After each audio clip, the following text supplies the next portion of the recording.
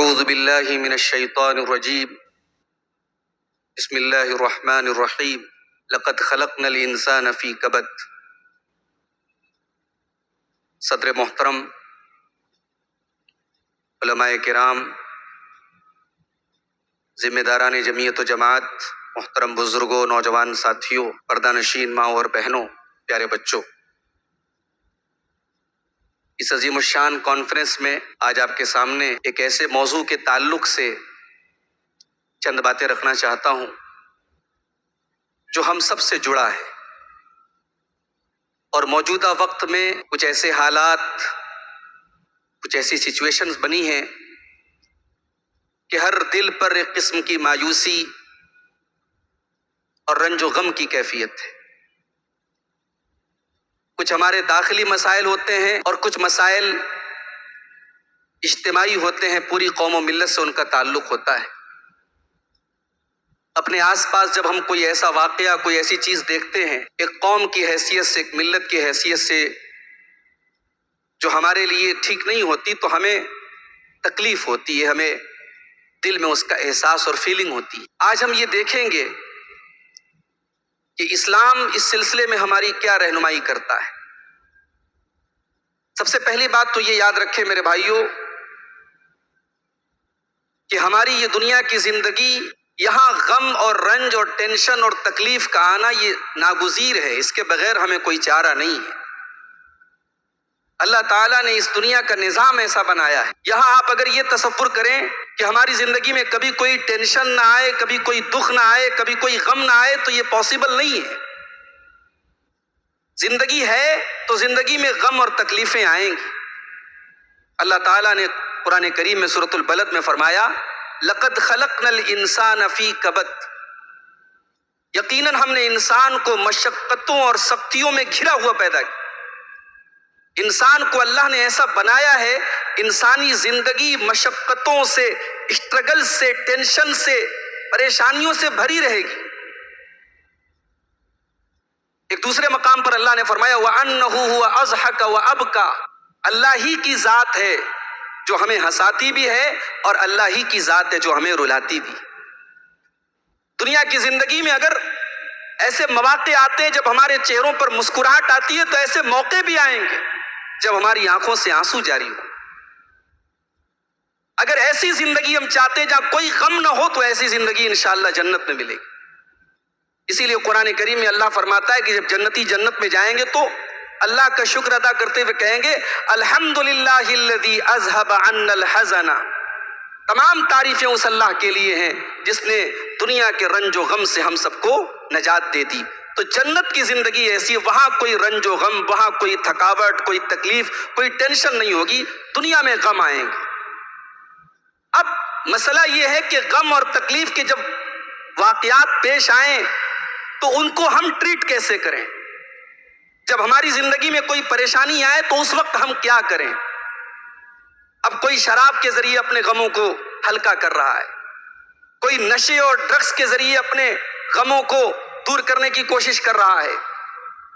یہ سارے گناہوں کی دنیا کے یہ طریقے انسان کو مزید ہلاکت کی طرف لے کے جا رہے ہیں۔ آج کے اس گفتگو میں ہم یہ دیکھیں گے کہ قرآن و سنت نے ہمیں غم کے علاج کے تعلق سے ہماری کیا رہنمائی کی۔ اس میں سب سے پہلی چیز جو شریعت ہمیں بتاتی ہے کہ صحیح عقیدہ اور توحید یہ پہلی اور بنیادی چیز ہے۔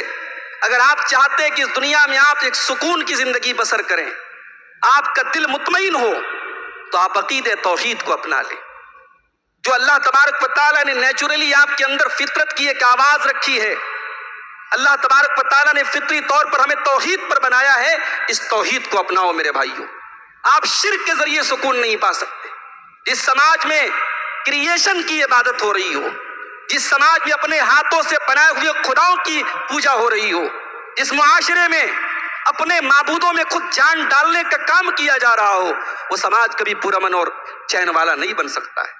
فطرت کی آواز توحید ہے میرے بھائیوں۔ فَأَقِمْ وَجْهَكَ لِلدِّينِ حَنِيفًا فطرت اللہ التي فطر الناس علیہا لا تبدیل لخلق اللہ ذالک الدین القیم۔ اللہ نے فرمایا ایک اللہ کے آگے سر جھکانے والے بن جاؤ، ایک اللہ کی توحید پر آ جاؤ، یہی تمہاری فطرت کی آواز ہے اور اسی فطرت پر تمہیں اللہ نے پیدا کیا ہے۔ میرے بھائیو، جب اس کائنات کا نظام شرک کی بنیاد پر نہیں چل سکتا، اور اللہ نے فرمایا لو کان فیہما آلہۃ الا اللہ لفسدتا، اگر اس کائنات میں ایک اللہ کے سوا کئی معبود ہوتے، کئی رب ہوتے، کائنات کا نظام درہم برہم ہو جاتا۔ جب کائنات کا نظام شرک کی بنیاد پر نہیں چل سکتا، انسان کی زندگی شرک والی زندگی کیسے سکون کی زندگی ہو سکتی ہے؟ میرے بھائی، توحید ہمیں سکون دیتی ہے، اور جب بات توحید کی آئی ہے تو ایک بات اور یاد رکھو، توحید کے ساتھ ساتھ ہمیں اس منہج اور اس راستے کو بھی اپنانا ہے جو راستہ پیارے نبی جناب محمد الرسول اللہ صلی اللہ علیہ وسلم نے ہمیں دیا ہے۔ اکثر ایسا بھی ہوتا ہے، ایک نوجوان صحیح عقیدے کا حامل ہوتا ہے، مگر وہ ایسے لوگوں کے ہتھے چڑھ جاتا ہے جن کے منہج میں انحراف ہوتا ہے، اور وہ اس نوجوان کو غلط ٹریک پہ لے کے چلے جاتے ہیں۔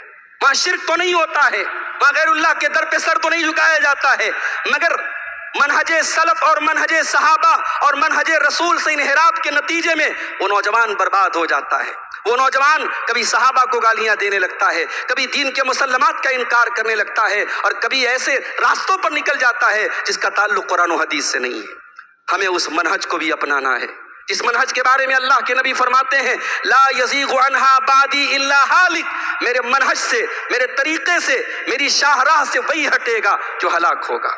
اس راستے سے جو ہٹا وہ ہلاک ہوا، نہ دنیا میں وہ چین پائے گا نہ آخرت میں چین پائے گا۔ تو پہلی چیز یہ ہے میرے بھائی کہ توحید کو اپنا لے۔ شرک کرنے والا چین نہیں پا سکتا، جو کئی خداؤں کی عبادت کر رہا ہو اس کی زندگی میں سکون نہیں آ سکتا۔ سکون تو اس مومن کی زندگی میں آتا ہے جو ایک واحد، ایک اللہ کے در پہ سر جھکانے والا، اپنی ہر مشکل میں اس سے لو لگانے والا ہوتا ہے۔ اسی لیے اللہ نے قرآن میں فرمایا الذین آمنوا ولم یلبسوا ایمانہم بظلم اولئک لہم الامن وہم مہتدون، جو ایمان لائے اور اپنے ایمان کے ساتھ انہوں نے شرک کو نہیں ملایا، ان کے ایمان میں ذرہ برابر شرک کی آمیزش نہیں تھی، وہی امن والے ہیں، وہی چین والے ہیں، وہی نجات والے ہیں۔ دنیا میں بھی وہی نجات پائیں گے اور آخرت میں بھی وہی نجات پائیں گے۔ دوسری چیز میرے بھائیوں، زندگی میں اگر غموں کو دور کرنا ہے اللہ کے تقوی کو اپنا لو، اللہ کا ڈر اپنی زندگیوں میں پیدا کر لو، گناہوں کی دنیا کو چھوڑ دو۔ میری مائیں بہنیں بھی آئی ہیں، میں ان سے بھی کہنا چاہتا ہوں، آپ ممبئی جیسے بڑے میٹرو سٹی اور ایک بڑے شہر کے آپ رہنے والے ہیں، بہت ساری چیزیں جو دوسرے شہروں میں بہت مشکل مانی جاتی ہیں ایک بڑے شہر میں عام ہوتی ہیں۔ ایک ایسے ماحول میں، ایک ایسے شہر میں ہمیں اور آپ کو یہ نقطہ یاد رکھنا چاہیے کہ گناہوں کی زندگی، نافرمانی کی زندگی وہ کبھی آپ کو چین اور سکون نہیں دے سکتی۔ تقوی کی زندگی اپناؤ، اپنے دامن کو گناہوں سے بچانے کی کوشش کرو۔ میرا رب قرآن میں کہتا ہے وَمَن يَتَّقِ اللَّهَ يَجْعَل لَّهُ مِنْ أَمْرِهِ يُسْرًا، کہ جو اللہ سے ڈرے گا اللہ ضرور اس کے لیے کوئی نہ کوئی آسانی کا راستہ نکالے گا۔ اللہ دوسرے مقام پر فرماتا ہے وَمَن يَتَّقِ اللَّهَ يَجْعَل لَّهُ مَخْرَجًا وَيَرْزُقْهُ مِنْ حَيْثُ لَا يَحْتَسِبُ، جو اللہ سے ڈرے گا، جو اللہ کا تقوی اختیار کرے گا، اللہ ہر مشکل میں اس کے لیے کوئی نہ کوئی راستہ نکالے گا، اور اللہ اس کو ایسی جگہ سے رزق دے گا وہ سوچ بھی نہیں سکتا ہے۔ میرے بھائیوں، آج ملک کے جو حالات ہیں، ہماری روزی روٹی اور ہماری معیشتوں پر جو خطرات منڈلا رہے ہیں، ہمیں قرآن کریم کی اس آیت کو بھی اپنے سامنے رکھنا چاہیے۔ کہیں نہ کہیں تو پانی مر رہا ہے۔ ابھی آپ نے اسلامی تجارت کے آداب پر، اسلامی تجارت کے حکام پر پوری تقریر سنی۔ آج ہماری تجارت میں وہ اصول کہاں اپنائے جا رہے ہیں؟ آج تجارت اور بزنس میں ہمارے سامنے بس ایک ہی مقصد ہے، ہمیں پروفٹ کمانا ہے، ہمیں راتوں رات امیر بننا ہے، اور تجارت اور بزنس میں ہم قدم قدم پر شریعت کی مخالفت کرتے ہیں۔ میرے بھائیوں، صحابہ کرام کی مثالیں آپ دیکھیں، انہوں نے تقوی کی زندگی اپنائی اور اللہ نے اتنی برکت دی، اتنا رزق دیا۔ عبد الرحمن بن عوف کو دیکھو، وہ کہتے میں پتھر بھی اٹھاتا تھا تو اس امید میں اٹھاتا تھا کہ اس کے نیچے مجھے سونا ملے گا۔ اتنی برکت دی اللہ نے ان کے رزق میں۔ اللہ قرآن میں کہتا ہے وَلَوْ أَنَّ أَهْلَ الْقُرَىٰ آمَنُوا وَاتَّقَوْا لَفَتَحْنَا عَلَيْهِمْ بَرَكَاتٍ مِّنَ السَّمَاءِ وَالْأَرْضِ، کہ اے لوگوں، یہ بستیوں والے، یہ گاؤں والے، یہ علاقوں والے اگر یہ متقی بن جاتے، یہ اللہ سے ڈرنے والے بن جاتے، ہم آسمانوں اور زمین کی برکت کے دروازے ان کے اوپر کھول دیتے۔ اگر برکتیں چاہیے، اگر چین اور سکون چاہیے تو تقوی والی زندگی کو اپنا لو میرے بھائی۔ تقوی انسان کو غموں سے نجات دیتا ہے۔ اور آگے بڑھیے، ایک اور چیز ہے، شریعت ایک اور طریقے سے ہمیں اپنی زندگی کا جائزہ لینے کی ترغیب دیتی ہے۔ جب ہمارے اوپر کوئی مشکل حالات آئیں، ہم یہ جائزہ لیں ہم خود احتسابی کریں، ہم اپنے آپ کو پرکھیں کہ ہم سے کہیں کوئی گناہ تو نہیں ہو رہا ہے، کہیں کوئی نافرمانی تو نہیں ہو رہی ہے۔ ابھی پچھلے دنوں جو حالات ہم نے دیکھے قرآن کریم کے اندر، جب غزوہ احد کا واقعہ سورہ آل عمران میں جب اللہ بیان کرتا ہے، ایسا لگتا ہے وہ دلوں میں وہ مایوسی کی جو کیفیت آج ہمارے دلوں پر چھائی ہوئی ہے، کیا صحابہ کرام نے اپنی آنکھوں سے اپنے نبی کی موجودگی میں جب غزوہ احد میں ایک جیتی ہوئی جنگ کو صحابہ کرام ہار گئے اور 70 صحابہ شہید ہو گئے، پیارے نبی زخمی ہو گئے، پیارے نبی کا چہرہ لہو لہان ہو گیا، کیا وہ مایوسی کی کیفیت صحابہ کے دلوں پر نہ آئی ہوگی؟ کیا صحابہ کرام کے دلوں پر وہ غم کی کیفیت نہ آئی ہوگی؟ مگر قرآن کریم میں اللہ تعالیٰ نے جب اس واقعے کو بیان کیا، اللہ نے صحابہ سے کیا فرمایا؟ اولما اصابتکم مصیبت قد اصبتم مثلیہا قلتم انا ھذا قل ھو من عند انفسکم۔ اے نبی اپنے صحابہ سے کہہ دیجئے کہ آج جب تمہیں یہ مصیبت آئی ہے، تمہارے اوپر یہ پریشانی آئی ہے، تو تم یہ سوال کرتے ہو یہ مصیبت کہاں سے آ گئی؟ اے نبی ان سے کہہ دو من عند انفسکم کہ اے میرے نبی کے صحابہ، اے میرے نبی کے ساتھیوں، تم غور کرو کہ تم سے کہاں کوتاہی ہوئی ہے۔ میرے بھائیوں، اس ملک پہ ہم نے برسا برس بڑی عظمت و شان و شوکت کی زندگی گزاری ہے، اگر آج ہم پریشانیوں اور مایوسیوں کے شکار ہیں، ہم اپنے آپ پر غور کریں، ہم اپنے آپ پر غور کریں کہ پانی کہاں مر رہا ہے، کمی کہاں ہے، کوتاہی کہاں ہے۔ قرآن کہتا ہے وما اصابکم من مصیبت فبما کسبت ایدیکم، تمہارے اوپر جو بھی مصیبتیں آتی ہیں وہ تمہارے اپنے کرتوتوں کا نتیجہ ہوتی ہیں۔ آج ملت کے حالات جب ہم دیکھتے ہیں میرے بھائیوں، ہمیں افسوس ہوتا ہے ایک بڑی تعداد میں ایسی نوجوان نسل بھی تیار ہو رہی ہے جو بظاہر تو مسلمان ہے، اس کا نام تو مسلمان ہے، اس کے ٹائٹل میں اسلامی نام لگا ہوا ہے، مگر اس کا باطن کھوکھلا ہے، اس کی روح اور اس کی ذہنیت اور اس کی مینٹیلٹی آج ارتداد کے شکار ہو چکی ہے۔ کتنے نوجوان ہیں، کتنے مرد ہیں، کتنی خواتین ہیں کہ دین اسلام کے شاعر سے انہیں چڑ ہے، انہیں پردے سے نفرت ہے، انہیں علماء سے بیر ہے، انہیں آج دین کی بنیادی باتوں سے انہیں الرجی ہے۔ ایک ایسی نوجوان نسل ہمارے سامنے تیار ہو رہی ہے میرے بھائی۔ یاد رکھو میرے بھائی، ہم گناہ کر کے اللہ کو راضی نہیں کر سکتے، ہم گناہوں کے ذریعے اور اللہ کی نافرمانیوں کے ذریعے ہم زندگی میں خوشی نہیں پا سکتے۔ میرا رب قرآن میں کہتا ہے ظہر الفساد فی البر والبحر بما کسبت ایدی الناس، خشکی اور تری میں جہاں بھی تمہیں فساد نظر آ رہا ہے، جہاں بھی بگاڑ نظر آ رہا ہے، وہ لوگوں کے اپنے کرتوتوں اور اپنی بدعمالیوں کا نتیجہ ہے۔ میرے بھائی توبہ اور استغفار کا راستہ اپناؤ، اپنے آپ پر ہم غور کریں اور ہم سے جہاں کوتاہیاں ہو رہی ہم توبہ کریں، اللہ کی طرف پلٹیں، اللہ سے معافی مانگیں، اللہ ہمارے غموں کا علاج فرما دے گا، اللہ ہمارے غموں کا مداوع فرما دے گا۔ فَقُلْتُ اسْتَغْفِرُوا رَبَّكُمْ إِنَّهُ كَانَ غَفَّارًا يُرْسِلِ السَّمَاءَ عَلَيْكُمْ مِدْرَارًا وَيُمْدِدْكُمْ بِأَمْوَالٍ وَبَنِينَ وَيَجْعَلْ لَكُمْ جَنَّاتٍ وَيَجْعَلْ لَكُمْ أَنْهَارًا۔ حضرت نوح علیہ السلام نے اپنی قوم سے کہا تھا کہ اے میری قوم کے لوگوں اللہ سے استغفار کرو، اللہ تمہیں ہر قسم کی تکلیف سے، قحط سالی سے اور اسی طریقے سے بہت ساری پریشانیوں سے اللہ تمہیں نجات دے گا، تمہارے مال میں برکت دے گا، تمہیں اولاد عطا کرے گا، تمہارے باغات میں برکت دے گا، تم پر آسمان سے بارش برسائے گا۔ میرے بھائیوں، آج ہمیں اور آپ کو توبہ اور استغفار کا راستہ اپنانے کی ضرورت ہے۔ اور آگے بڑھیے، اسلام غم کے علاج کے تعلق سے ایک اور رہنمائی کرتا ہے۔ اگر ہم یہ چاہتے ہیں ہماری زندگی سے رنج و غم کے بادل چھڑ جائیں، اللہ کو کثرت سے یاد کریں، اللہ کا ذکر کریں، اپنی ہر مشکل میں اللہ کو یاد رکھیں اور مشکل کے ساتھ ساتھ اپنے اچھے وقت میں بھی اللہ کو یاد کریں۔ اللہ تعالیٰ قرآن میں کہتا ہے فَاذْكُرُونِي أَذْكُرْكُمْ، میرے بندوں میرا ذکر کیا کرو، مجھے یاد رکھا کرو، میں تمہیں یاد رکھوں گا۔ اللہ کے ذکر سے ایک مومن کے دل کو سکون ملتا ہے۔ الذین آمنوا وتطمئن قلوبهم بذکر اللہ الا بذکر اللہ تطمئن القلوب، ایمان والوں کے دلوں کو اللہ کے ذکر سے اطمینان ملتا ہے۔ اتنی کثرت سے اللہ کا ذکر کرو کہ اللہ فرشتوں کی مجلس میں ہمارا اور آپ کا ذکر کرے۔ اللہ کے پیارے نبی صلی اللہ علیہ وسلم فرماتے ہیں، حدیث قدسی ہے، اللہ تعالیٰ کہتا ہے انا عند ظن عبدی بی، میرا بندہ میرے بارے میں جیسا گمان کرتا ہے میں ویسا ہو جاتا ہوں۔ وَأَنَا مَعَهُ إِذَا ذَكَرَنِي، میرا بندہ جب میرا ذکر کرتا ہے میں بندے کے ساتھ ہوتا ہوں۔ اگر میرا بندہ اپنے نفس میں میرا ذکر کرتا ہے میں اپنے نفس میں اس کا ذکر کرتا ہوں، اگر بندہ کسی مجلس میں میرا ذکر کرتا ہے اس سے بہترین مجلس میں بندے کا ذکر کرتا ہوں۔ اللہ کا ذکر کیا کرو میرے بھائی۔ ایک مومن کے لیے یہ احساس بہت بڑی نعمت ہے کہ اللہ میرے ساتھ ہے، اور جب یہ احساس ایک مومن کو ہوتا ہے واللہ بڑی بڑی مصیبتیں اس کے لیے آسان ہو جاتی ہیں۔ اپنے پیارے نبی کی سیرت اٹھاؤ میرے بھائیوں، وہ منظر یاد کرو، ہجرت کی رات کا وہ منظر، ہجرت کے موقع کا وہ منظر جب اللہ کے پیارے نبی صلی اللہ علیہ وسلم اپنے یار غار کے ساتھ غار ثور میں تھے اور دشمن بالکل غار ثور کے قریب پہنچ چکا تھا، اور حضرت ابوبکر صدیق نے بڑے خوف بھرے لہجے میں کہا تھا کہ اے اللہ کے نبی، لو نظر احدہم تحت قدمیہ لابصرنا، اگر انہوں نے ذرا سا نیچے دیکھ لیا تو ہم پکڑ لیے جائیں گے۔ بڑا نازک وقت تھا، اللہ کے رسول کو زندگی کی حالت میں یا وفات کی حالت میں پکڑنے کے لیے مشرکین بےتاب تھے۔ اس نازک گھڑی میں اللہ کے نبی نے کیا کہا تھا؟ قرآن بیان کرتا ہے، اذ یقول لصاحبہ لا تحزن ان اللہ معنا۔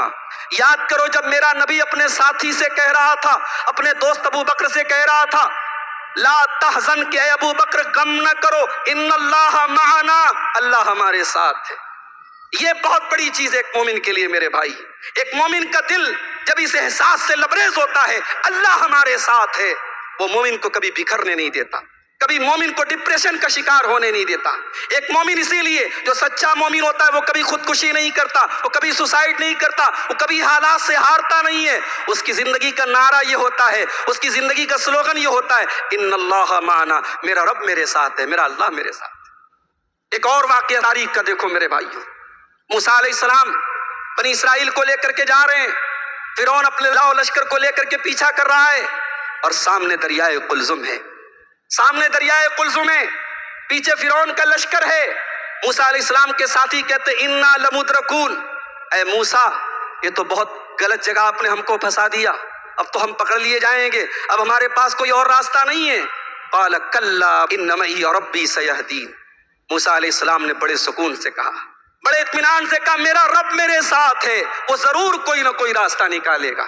موسیٰ علیہ السلام کی زبان سے یہ جملہ نکلا تھا، اللہ کہتا فَأَوْحَيْنَا إِلَى مُوسَىٰ أَنِ اضْرِب بِعَصَاكَ الْبَحْرَ فَانْفَجَرَ فَكَانَ كُلُّ فِرْقٍ كَالطَّوْدِ الْعَظِيمِ۔ اللہ نے موسیٰ سے کہا، اے موسیٰ اپنے عصا کو اس پانی کے اوپر مارو۔ دریا کے پانی پر موسیٰ نے اپنے عصا کو مارا۔ دنیا میں لاٹھیاں بہت تھیں، دنیا میں عصا بہت تھے، مگر اس عصا کو اللہ کے حکم سے مارا گیا تھا۔ موسیٰ نے اس عصا کو پانی پر مارا، پانی پھٹ گیا، پانی کے بیچ میں ایک راستہ بن گیا۔ آپ نے پانی کے اوپر برج دیکھا ہوگا، پانی کے اوپر پل دیکھا ہوگا، یہ پانی دونوں طرف سے تھم گیا اور پانی کے بیچ سے موسیٰ اور بنی اسرائیل کے راستہ بن گیا، اور پانی پہاڑوں کی طرح دونوں طرف کھڑا ہو گیا۔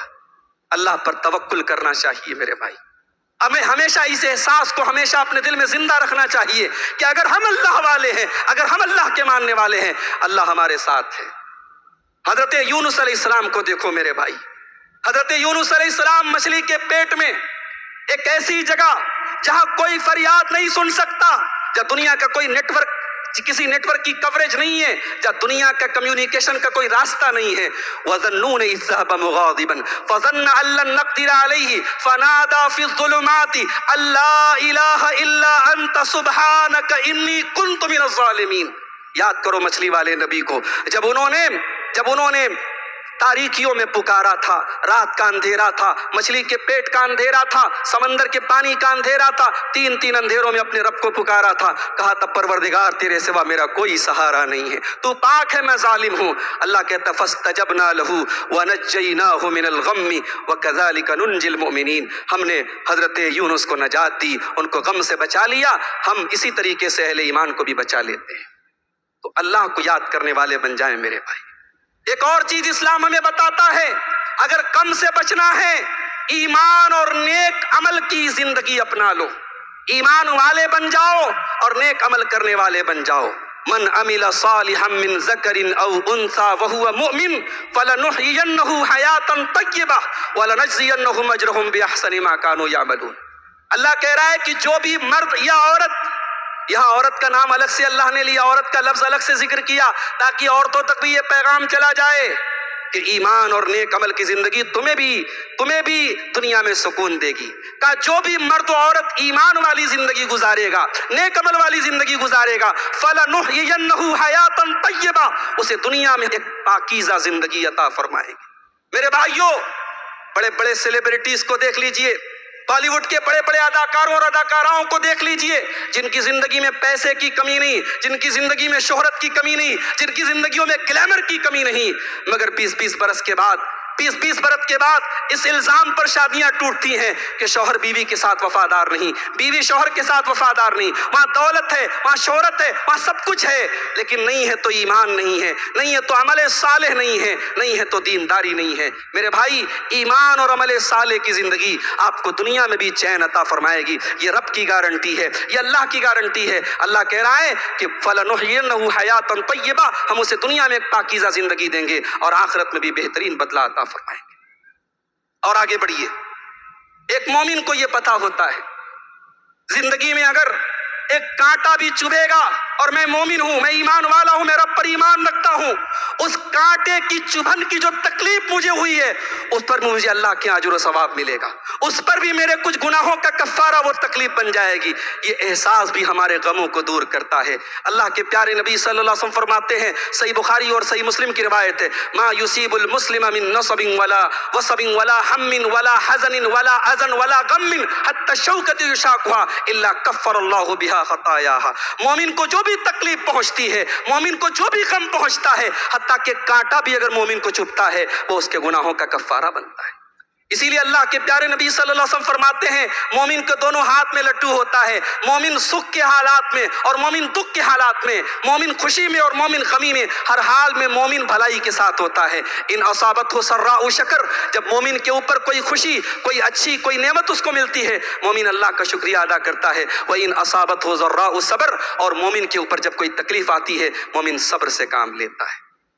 میرے پیارے بھائیوں، اسلام رنج و غم کے علاج میں ایک اور چیز ہمیں بتاتا ہے، اور وہ یہ ہے کہ جب ہمیں زندگی میں ٹینشن آئے، جب کوئی غم آئے، تو ہم موت کو یاد کر لیا کریں.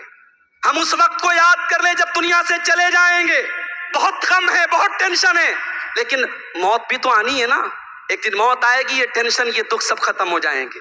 موت سے مومن ڈرتا نہیں ہے، مومن اپنی مصیبتوں میں موت کو یاد کر کے اپنی مصیبتوں کو ہلکا کر لیتا ہے. اللہ کے پیارے نبی صلی اللہ علیہ وسلم فرماتے ہیں، اکثروا ذکر ہادم اللذات، لذتوں کو توڑنے والی چیز موت کو یاد کیا کرو. فإنه ما من أحد ذكره فی ساعة الا ضیقہ علیہ. موت ایک ایسی چیز ہے، جب آپ خوشی کے لمحات میں یاد کریں گے، جب آپ کے اوپر بہت ساری نعمتیں ہیں، کشادگی، اس وقت یاد کریں گے تو موت آپ کو بہکنے نہیں دے گی، موت آپ کی اوقات آپ کو یاد دلائے گی. اور جب آپ تنگی اور پریشانی میں موت کو یاد کریں گے، موت آپ کے لیے آسانی لے آئے گی. آپ کو لگے گا چلو یار ایک دن مر جائیں گے، یہ غم ختم ہو جائیں گے. موت کا احساس ایک مومن کی تکلیفوں کے احساس کو کم کر دیتا ہے. اسی لیے اللہ کے پیارے نبی صلی اللہ علیہ وسلم کے سامنے سے ایک جنازہ گزرا. آپ نے صحابہ سے کہا کہ مستریح و مستراح منہ، یہ جو جنازہ جا رہا ہے یا تو یہ راحت پا گیا یا راحت دے گیا. صحابہ نے کہا اے اللہ کے رسول، اس کا کیا مطلب ہے؟ آپ نے فرمایا العبد المومن یستریح من نصب الدنیا، جو بندہ مومن ہوتا ہے جب مرتا ہے دنیا کے غموں سے، دنیا کی ٹینشن سے نجات پا جاتا ہے، راحت پا جاتا ہے، اللہ کے یہاں چلا جاتا ہے. اور والعبد الفاجر یستریح منہ العباد والبلاد والشجر والدواب، اور جو بندہ فاسق و فاجر ہوتا ہے، جو نافرمان ہوتا ہے، جو گناہگار ہوتا ہے، جب وہ مرتا ہے تو یہ بندے، یہ شہر، یہ درخت اور یہ دنیا کی چیزیں یہ راحت محسوس کرتی ہیں کہ چلو خس کم جہاں پاک، یہ دنیا سے گیا اور دنیا کو نجات مل گئی. تو میرے بھائی ایسا وجود اپنا بناؤ کہ جب آپ اس دنیا سے جائیں تو آپ کو دنیا سے نجات نہ ملے، دنیا کو آپ سے راحت نہ ملے، بلکہ آپ کو دنیا کے غموں سے راحت ملے. یہ ایک مومن کی زندگی کا ایک احساس ہوتا ہے. اور آگے بڑھیے. اسلام غموں کے علاج کے تعلق سے ایک اور رہنمائی ہماری کرتا ہے. اگر ہم رنج و غم سے بچنا چاہتے ہیں، اس مالک کے سامنے فریاد کریں، اس کے سامنے شکوہ کریں جو شکوہ دور کر سکتا ہے. ارے ان کے سامنے سر جھکانا اور ان کے سامنے شکوہ کرنے کا کیا فائدہ جو ہماری طرح خود محتاج ہیں. اگر سر جھکانا ہے، فریاد کرنا، اس اللہ کے سامنے فریاد کریں جس کی شان یہ ہے یا ایھا الناس انتم الفقراء الی اللہ واللہ هو الغنی الحمید. اے لوگو، اللہ کے فقیر اور اللہ کے محتاج ہو تم سب. اللہ اکیلا ہے جو غنی ہے، جو بے نیاز ہے. میرے بھائیو، حضرت یعقوب علیہ السلام اپنے بیٹے یوسف کی یاد میں رو رہے ہیں. بڑھاپا آ چکا ہے، آنکھوں کی بینائی چلی گئی ہے اور حضرت یعقوب کی آنکھوں میں آنسو ہے. کہنے والے کہتے ہیں کہ اے یعقوب، آپ تو بیٹے کو یاد کر کر کے اپنے آپ کو ہلاک کر ڈالیں گے، آپ تو اپنے آپ کو ختم کر ڈالیں گے. याकूब अलैहिस्सलाम कहते इन्नमा अश्कू बत्ती व हुस्नी इलल्लाह। ऐ लोगो, अगर मैं रो रहा हूं, मेरी आंखों में आंसू है, मैं दुनिया वालों के सामने नहीं रो रहा हूं, मैं अल्लाह के सामने रो रहा हूं। अल्लाह की बारगाह में आंसू बहा रहा हूं, अल्लाह मेरे शिकवे को सुनेगा। मेरे भाई, अगर आंसू बहाना है उस अल्लाह के सामने आंसू बहाओ। अम्मन युजीबुल मुस्तर इज़ा दआ, कौन है जो परेशानियों में हमारी फरियाद को सुनता है? उस अल्लाह के सिवा कौन है मेरे भाई? अपने प्यारे नबी की उन दुआओं को याद कर लो जो प्यारे नबी सल्लल्लाहु अलैहि वसल्लम मुसीबतों में पढ़ा करते थे। एक दुआ पढ़ते थे, अल्लाहुम्मा इन्नी अऊज़ु बिका मिनल हम्मी वल हुज़्नी वल अज्ज़ी वल कसली वल बुखली वल जुबनी व ज़लई दैनी व गलबतिर रिजाल। छोटी सी दुआ है, चंद अल्फाज हैं, मगर दरिया को कूजे में समेट दिया है प्यारे नबी सल्लल्लाहु अलैहि वसल्लम ने। दुनिया के हर गम और दुनिया की हर निगेटिव चीज से अल्लाह की पनाह मांग ली। इस दुआ को याद कर लो मेरे भाई। एक और दुआ अल्लाह के नबी पढ़ा करते थे, अल्लाहुम्मा रहमतक अर्जू फला तकिलनी इला नफ्सी तरफत ऐन व अस्लिह ली शानी कुल्लहु ला इलाहा इल्ला अंता। परवरदिगार, मैं तेरी रहमत का उम्मीदवार हूँ। आय अल्लाह, मैं तेरी रहमत का उम्मीदवार हूँ। पलक झपकने भर भी मेरे नफ्स की तरफ मुझे न पलटाना। आय अल्लाह, मेरे सारे मामलात को दुरुस्त कर देना, तेरे सिवा कोई माबूद नहीं है। ये दुआ है प्यारे नबी सल्लल्लाहु अलैहि वसल्लम की। एक और दुआ पढ़ते थे, या हय्यु या क़य्यूम बिरहमतिका अस्तगीथ। ये वो दुआएं हैं जो प्यारे नबी सल्लल्लाहु अलैहि वसल्लम पढ़ा करते थे। गम और मुसीबत के लम्हात में हम इन दुआओं को पढ़ा करें मेरे भाई। एक मोमिन अल्लाह की तकदीर पर ईमान रखता है। एक मोमिन को पता होता है कि कायनात का पत्ता भी अल्लाह की मर्जी और मशीयत के बगैर नहीं हिलता है। जिंदगी में अगर गम और तकलीफ आई है, ये हमारी तकदीर का एक हिस्सा है। ये तकदीर पर ईमान, ये भी हमारे गमों को हल्का कर देता है। इसीलिए अल्लाह के प्यारे नबी सल्लल्लाहु अलैहि वसल्लम अपने चचाजाद भाई अब्दुल्लाह इब्ने अब्बास को, जिनकी उम्र 10 या 12 साल की थी, आपके साथ ऊँटनी के ऊपर सवार थे, उस 10-12 साल के बच्चे को अल्लाह के प्यारे नबी सिखाते हैं, वअलम अन्नल उम्मत लव इज्तमऊ अला अन यनफऊका बिशै। ऐ मेरे बच्चे, सारी दुनिया मिल करके अगर तुझे कोई फायदा पहुंचाना चाहे, ला यनफऊका इल्ला बिशैइन क़द कतबहु अल्लाहु लक, तो तुझे फायदा नहीं पहुंचा सकती सिवाय उतना जितना अल्लाह ने तेरी तकदीर में लिख दिया है। और सारी दुनिया मिल करके तेरा कुछ बिगाड़ना चाहे, नहीं बिगाड़ सकती, इल्ला मा कतबहु अल्लाहु अलैक, सिवाय उसके जो अल्लाह ने तेरी तकदीर में लिख दिया है। रुफ़ियतिल अक़लाम व जफ़्फ़तिस सुहuf, अल्लाह की तकदीर के कलम उठा लिए गए और अल्लाह की तकदीर के सहीफे सूख गए। तकदीर लिखी जा चुकी है, तकदीर में तब्दीली होने वाली नहीं है। ये तकदीर पर ईमान का एहसास भी एक मोमिन को बड़ा सपोर्ट देता है, बड़ी ताकत देता है, बड़ा हौसला देता है, उसके रंजो गम को दूर करता है। मेरे भाइयों, एक और चीज है, एक और चीज है जो हमें गमों से नजात देती है, और ये वो चीज है जिसको हम नमाज कहते हैं। आज हमारे यहाँ मस्जिद पर बड़ी बातें हो रही हैं, मस्जिदों की हिफाजत के लिए हम बड़े परेशान हैं, मगर याद रखो, मस्जिदों की आबादी, मस्जिदों को आबाद करना उनकी शानदार तामीर से नहीं है, बल्कि मस्जिदें आबाद होती हैं नमाजियों से। मस्जिद तो बना ली शब भर में ईमान की हरारत वालों ने, मन अपना पुराना पापी था, बरसों में नमाजी बन न सका। या अय्युहल्लज़ीना आमनु इस्तईनु बिस्सब्रि वस्सलाह, ऐ ईमान वालो, सब्र और नमाज के जरिए अल्लाह की मदद तलब करो।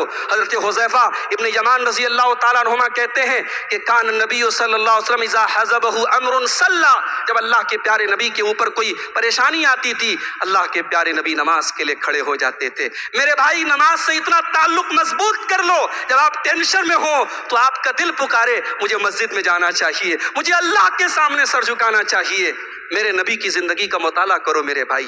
प्यारे नबी की जिंदगी में कितनी तकलीफें आई, कितने गम आए। कभी नमाज पढ़ना भी आपके लिए दूभर किया गया, कभी अल्लाह की बारगाह में सजदा करना भी आपके लिए दूभर किया गया, और कभी आपको गालियां भी दी गई।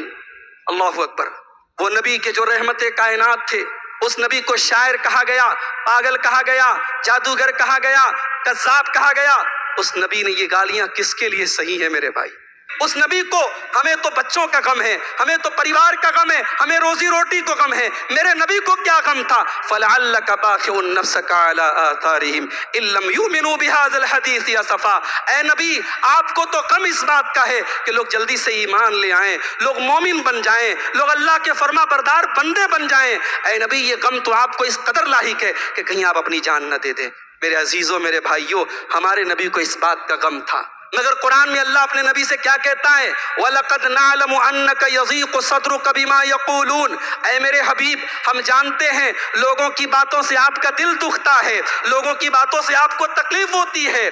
فَسَبِّحْ بِحَمْدِ رَبِّكَ وَكُن مِّنَ السَّاجِدِينَ، تو اے میرے نبی آپ اپنے رب کی تسبیح بیان کیجئے اور سجدہ کرنے والوں میں سے ہو جائیے۔ وَاعْبُدْ رَبَّكَ حَتَّىٰ يَأْتِيَكَ الْيَقِينُ، اور اپنے رب کی عبادت کیجئے یہاں تک کہ موت آ جائے۔ میرے بھائی نماز آپ کو سکون دے گی، نماز آپ کو سکون دے گی۔ اپنی زندگی کا پارٹ بنا لو نماز کو، اپنی زندگی کا لازم حصہ بنا لو، مرتے دم تک جب تک آپ کی سانسیں چل رہی ہیں نماز میرے بھائیوں ہم سب کے اوپر فرض ہے۔ اس لیے نماز کو بھی اپنی زندگی کے شیڈیول میں شامل کریں، اس کے بغیر ہمیں غموں سے نجات نہیں مل سکتی۔ ایک اور چیز ہے نوجوانوں کے لیے تھوڑی انٹرسٹنگ چیز ہے، نکاح کے ذریعے بھی غم دور ہوتا ہے۔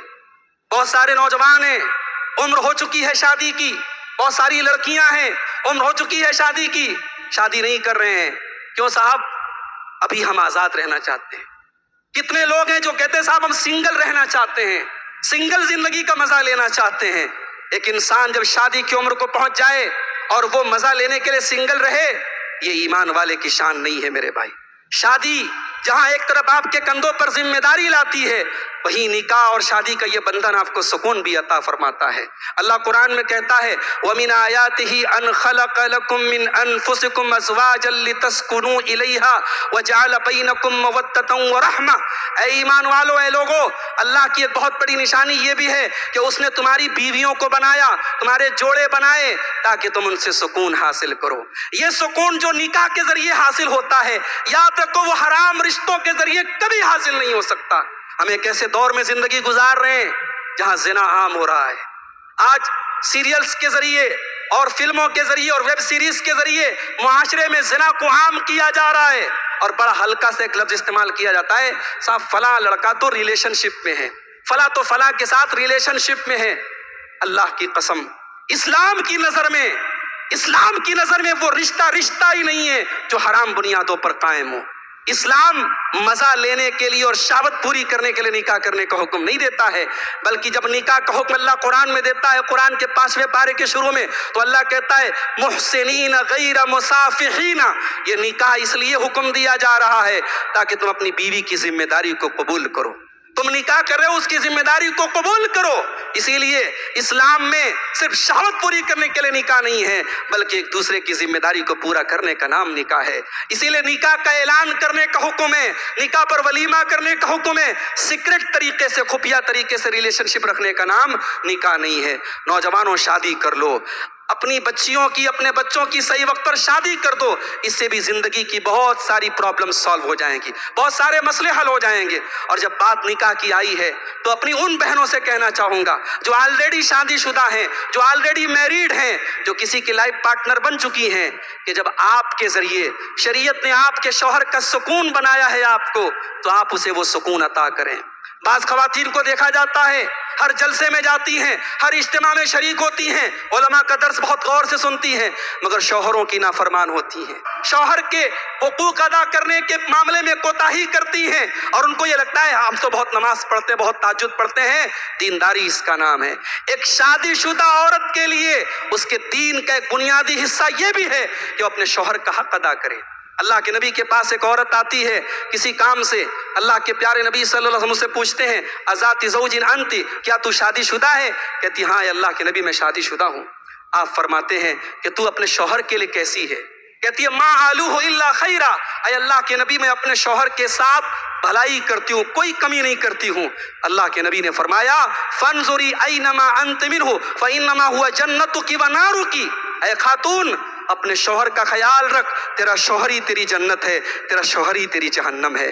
میری ماں اور بہنوں، ایک مسلمان عورت شادی کے بعد اس کی زندگی کا ایک مقصد ہوتا ہے اپنے شوہر کو سکون دینا۔ اسی لیے اللہ کے نبی سے پوچھا گیا ای النساء خیر، کون سی عورت سب سے بہترین ہے؟ آپ نے فرمایا التی تسرہ اذا نظر، جب شوہر دیکھے تو خوش ہو جائے۔ معاف کرنا، آج ایکسٹرا میریٹل افیئر سماج میں بہت تیزی سے پنپ رہے ہیں، شادی شدہ لوگوں کے ناجائز تعلقات بہت تیزی سے پیدا ہو رہے ہیں۔